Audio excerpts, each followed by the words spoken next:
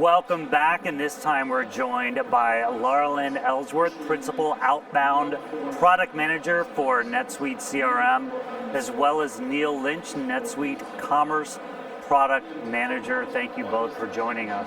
My pleasure. Great to be here.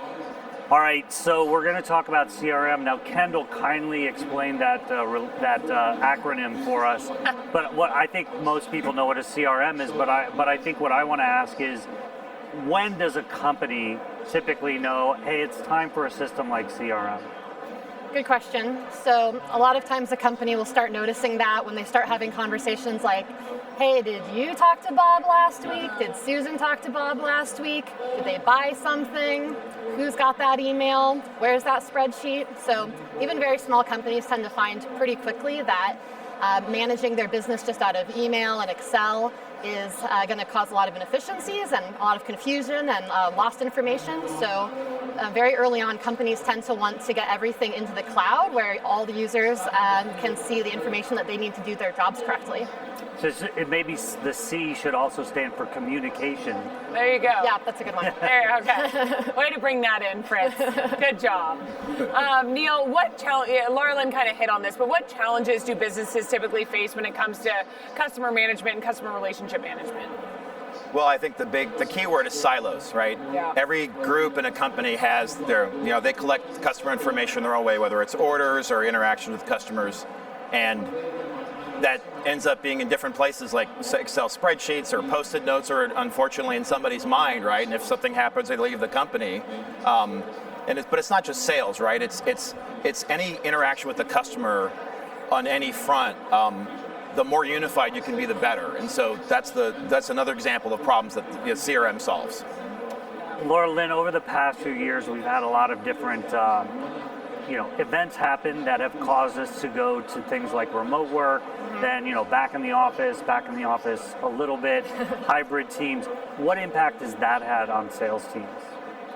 Yeah, so we've gone through a lot of challenging times, and of course we all had to adapt to completely working remotely for a while. And for some people like myself, I had been doing that for a while, so that was okay, but a lot of my colleagues struggled, and figuring out how to deal with not having face-to-face interaction in the office, that was one challenge. But now we're facing this new challenge where we have a hybrid work environment. So a lot of companies have 3-day in the office policies, or they have some people that live locally and come into the office, and other folks like myself work from home. So when everybody's remote, that's not fun sometimes, but it's okay because we all know what's going on. We all know that we have to use our digital tools to make sure that we're sharing information. We can't do it over the water cooler, but in a hybrid environment, some people can chat over the water cooler and pass sticky notes around, and then folks like me, we end up being out of the loop if people aren't using their CRM effectively. Well, that is a good setup for my next question.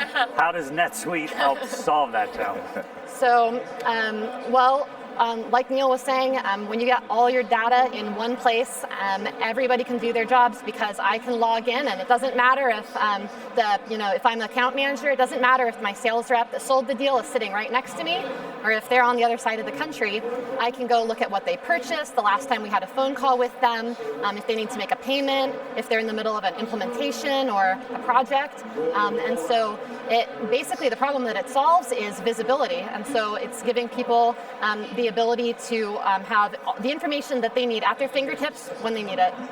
Now, do either of you have some real-life NetSuite customer use cases with NetSuite CRM? Sure. So one in particular, it's a little Suite Commerce related, because near and dear to my heart. But, there you go. So there was an industrial parts manufacturer who wanted to use their e-commerce channel as a lead generation tool, and so they would use the advanced sign-up with Suite Commerce to encourage interested parties to sign up to become partners or become customers.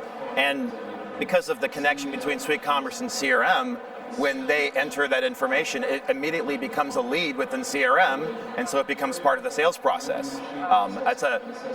It's not necessarily what you think is a typical example, but it's a very powerful example that illustrates how NetSuite works together with all the products in CRM. Well, and I love that it's not typical, because it gives everybody who's tuning in right now the idea that, like, oh, I wouldn't have thought of that, right? But hey, maybe I relate to that. I think those are the best stories, those ones that you don't always think of, but that we bring to light here. Exactly. That's great. What about you, Laralyn? Yeah, I was talking to a customer just 2 days ago who's here at SuiteWorld, and it's a manufacturer. They create very complex, customized heavy machinery. And so they have an inside sales team at their location, at their headquarters, and then they separately have a technical specialist, and they've got some different locations around the country, and those technical specialists go on site with the customer to help set up the machinery. So they're actually using a feature in NetSuite CRM called Team Selling. And with Team Selling, you can actually assign different roles or different owners to a transaction or to a customer, so that I, as a sales rep, I can get credit for the deal, and we can know, everybody knows who sold it. But then we can also assign that technical specialist, or sometimes that's an account manager, to the customer as well. And that can be based on something more like territory, as opposed to maybe like market structure, like enterprise versus SMB.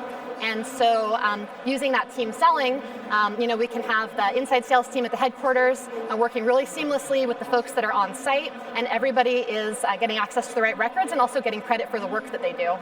That's super important too. It's not just for our customer, it's also for the employees as they're working together. That's really, really important. Yeah, and you can even extend that functionality to where you're giving credit for deals to multiple people. So maybe there's a partner manager and a sales rep that worked on a deal.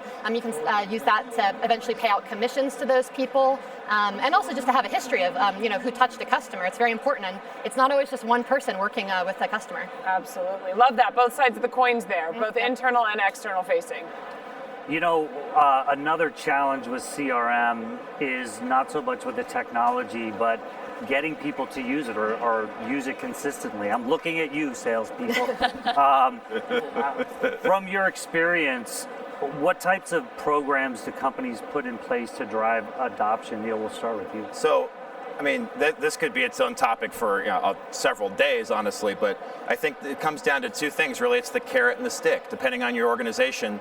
A lot of companies try to incentivize whoever they are, salespeople typically, or other parts of the company, to leverage CRM, and they create awards or prizes or games or whatever. But then there's also the punitive side, or the stick, right? So there are companies that threaten administrative action on customers. I don't know which one's more effective. I kind of like the carrot one better, but that's kind of on a broad brush. That's what really most companies do, because really it comes down, it's a change management issue. It's not the technology itself. It's sometimes, for a number of reasons, especially if you're in an older sales organization and they want to keep their leads, their book of business close, right? It's a bit of a human engineering challenge, honestly. Yeah.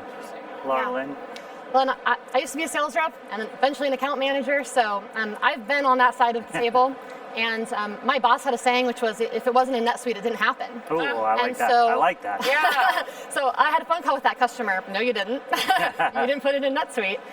But salespeople, they don't just not use their CRM because they're being rebellious. Sometimes they're not using it because there's a little thing that's stopping them. And so I always encourage sales managers and admins to, like, at least once a year, if not a little more often, talk to your salespeople and the other people that you really want to make sure they're putting the information into the system, and say, hey, the phone calls aren't getting logged. What's stopping you? Right. And maybe it's, well, you're requiring me to enter both a cell phone number and like a desk phone number, because you haven't changed that since 20 years ago. So I can't do that. I literally don't have that information. And so sometimes small tweaks are possible, but you have to ask the users. So I would say, when it comes to usage, find out what's going wrong, and then don't be afraid to change things. You can grow. Yeah, no, that's a good point. I still have a landline. I still have a fax line, don't you? I wasn't alive when fax. Oh. I'm just kidding. I was. Okay, we heard so many exciting news and announcements during keynotes today. So, Laralyn, can you tell us where NetSuite CRM is going to fit into all of these new features?